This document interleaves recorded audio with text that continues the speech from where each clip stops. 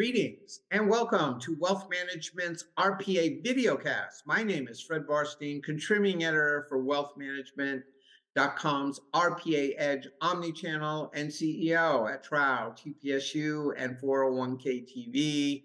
Today, we are talking with Dave Gray, head of workplace retirement products and platforms at Fidelty Investments. Welcome, Dave.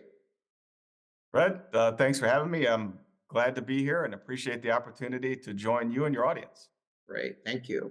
So, Dave, at the recent ASEA conference in Kohler, you spoke about blockchain and its applications to DC plans. And, people sometimes confuse and think that blockchain means cryptocurrency. Can you explain the difference on that for those of us that don't understand it as well as you do? Yeah, I'd be happy to. So when we talk about blockchain, what we're really referring to is the underlying technology.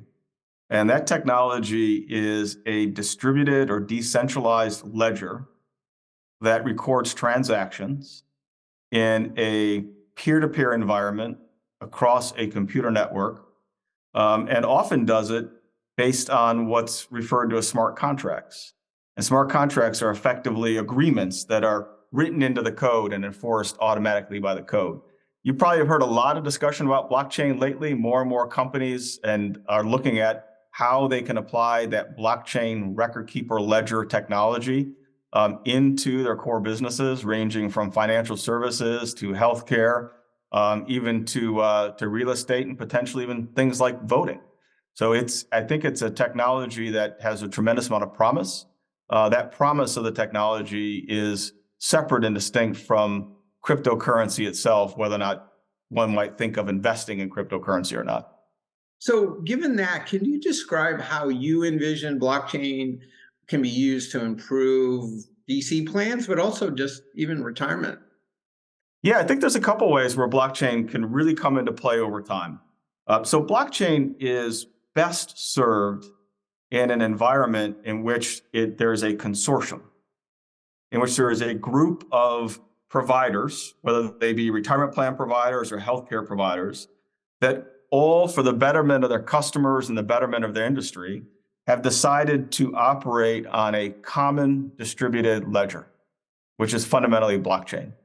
Now, what that affords or what that can afford for participants and plan sponsors is it can remove friction from the system. It could make it much easier for plan records, historical plan records, plan assets to be transferred from one record keeper to another record keeper in a much more seamless environment that maintains all of the legacy, all of the data, all of the record keeping history. And beyond that, it can certainly provide a lot of benefits in terms of opening up entirely new opportunities in terms of investments. One of the things that blockchain offers is the ability to tokenize investments. Tokenization of investments can allow for an expanded investment universe. For example, real estate can be tokenized. Things that are not liquid today can be traded as if they're liquid by tokenizing that, and individuals have a fractional share of a real world asset. Real estate is a potential great example of that. So it could actually expand over time the ability to invest in different types of solutions in retirement that are not available today. Could it be also with private equity too, tokenization of that? Yes, it could certainly be with private equity. Assets, even like mutual funds, can be tokenized. Someone might say, well, what's the value or the benefit in doing that? Much of that value is simply the ability to transact without intermediaries or with less cost in the intermediary process, which and at a faster clip or faster pace or speed, which I think is ultimately beneficial to investors. And just a final question on that. We all know that a lot of the record keeping technology is legacy, right? Yeah. Going back to the 90s. And it does inhibit sometimes, the ability to get data and share data and actually have smart data. Do you see a day in the future where the record keeping is based, primarily around blockchain technology? I think it's certainly possible. Now, certainly in order to make that happen, it's going to take more than one record keeper getting into that space. It would Yeah. take, as I was saying earlier, a group or a consortium of record keepers that want to share that common distributed ledger. But here's why I'm bullish on this for the future. There are a number of historical friction points built into record keeping that I think blockchain could ultimately address.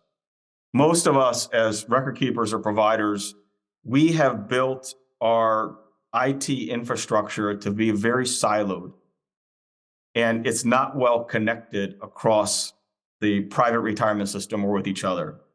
And that has actually served record keepers well over the years in terms of gaining market share and gaining business. Right. The challenge is it's created a lot of friction for our customers in the ability to move seamlessly their data and their money. Think about how hard it is today for a participant to move from one retirement plan to another, even within the same record keeper, let alone from one record keeper to a different record keeper. Right. And I think that over time, the customer demands for a much more real-time world, owning and preserving all of their data, Right. and the removal of friction lines up very nicely with blockchain. Now, in the meantime, record keepers were all progressing with things like APIs and cloud computing and with data warehouses. And those are, I think, moving in the right direction. Right. But I do think blockchain could offer a promise of even a more effective way of delivering our services. And facilitate the convergence of wealth and retirement on that. So with the consortium you talked about, there is a consortium that Fidelity joined not too long ago called the Portability Services Network. Is that right? Could Yes. you explain what it is, how it works, and how it could affect and help participants and people in retirement? Yeah, happy to. This is actually something that we are very passionate about. So a little bit of background for why Portability Services Network exists and how it exists and how it operates that may be helpful for your audience. There's a fundamental flaw that's existed in the private retirement system since the enactment of TRAU. And that fundamental flaw was that small balance account participants who terminate under $5,000 were forced out of retirement plans, some to an IRA that largely becomes the land of forgotten IRAs, and others typically below $1,000 forced out in cash with some taxes withheld, and that money is lost to the private retirement system forever. We estimate that about 92 million Americans go through cash out process. We also look at it and say that there's a tremendous amount of wealth and wealth creation that is being lost in this process. That wealth creation or lack of wealth creation disproportionately impacts minorities, low-income workers, and women, and impacting their ability to create a secure retirement for themselves and their families. So from a policy perspective, we've always believed that the right thing to do was to address that fundamental flaw. Portability Services Network as a industry-owned utility or a consortium was really the means by which that we felt was the right way to do it. So it's not a commercial enterprise.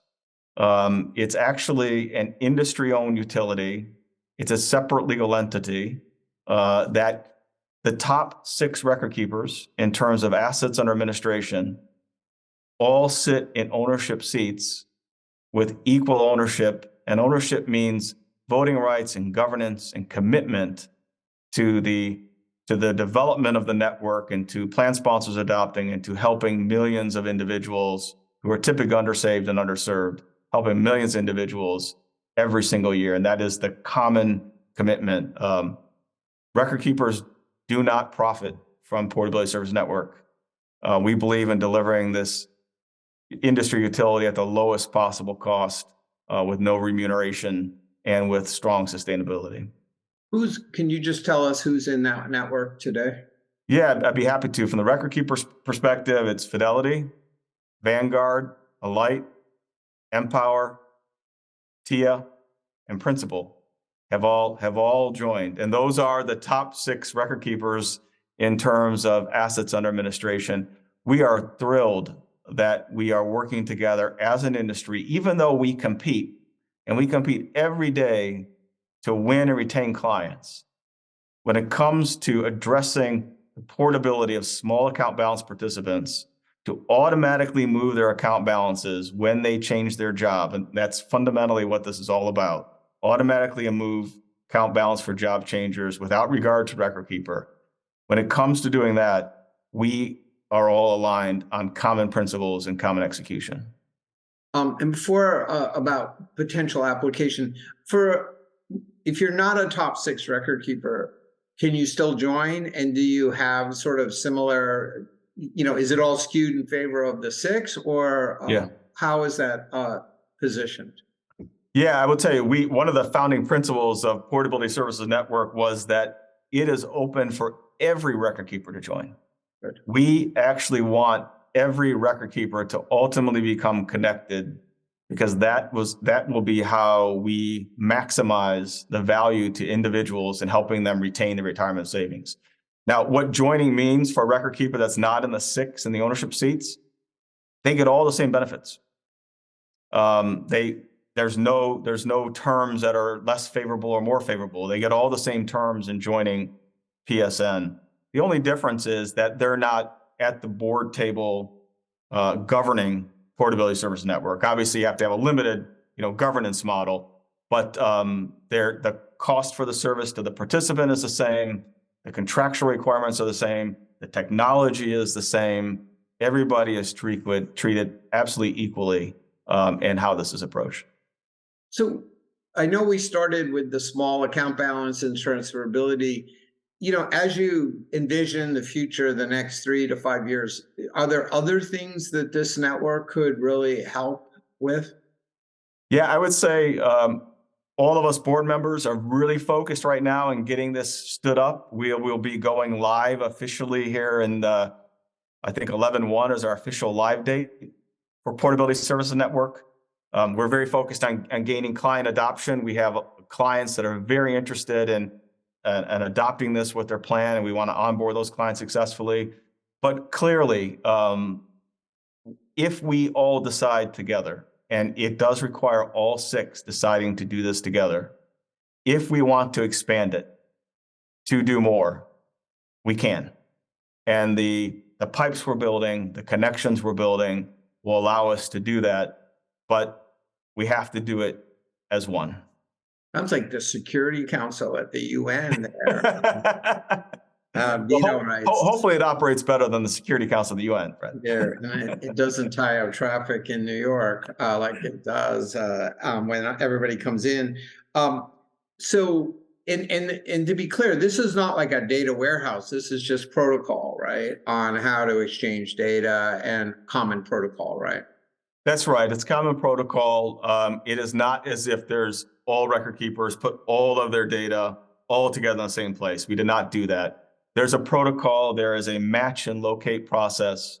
When one record keeper identifies that a certain participant is terminated and would otherwise be forced out of the plan or is going to be forced out of the plan, there is a protocol by which the network searches for that individual. If they find that individual active in another employer that might be at a different record keeper, then the data on only that individual is exchanged for purposes of moving their account balance and moving their information. So it consolidates accounts potentially, and I'm passionate about it too. I think it's great that the industry's coming together. It could potentially help with retirement income and also the whole integration of wealth and retirement, integrating outside assets and in, retirement. Because, when we have them isolated, it doesn't make a lot of sense. People That's want right. Yeah. look. And even, to a great extent, market research, because you have so much, data there that if you wanted to see what participants are doing. So Dave, congratulations on that. And we're going to follow that. And I think all the advisors are really looking at it because, what advisor doesn't have a client with a 401k or an IRA, right? And Fred, I'd say, that's where we need the support of your audience and support of advisors, because clients trust advisors to give them great input or advice on Right. plan feature adoption.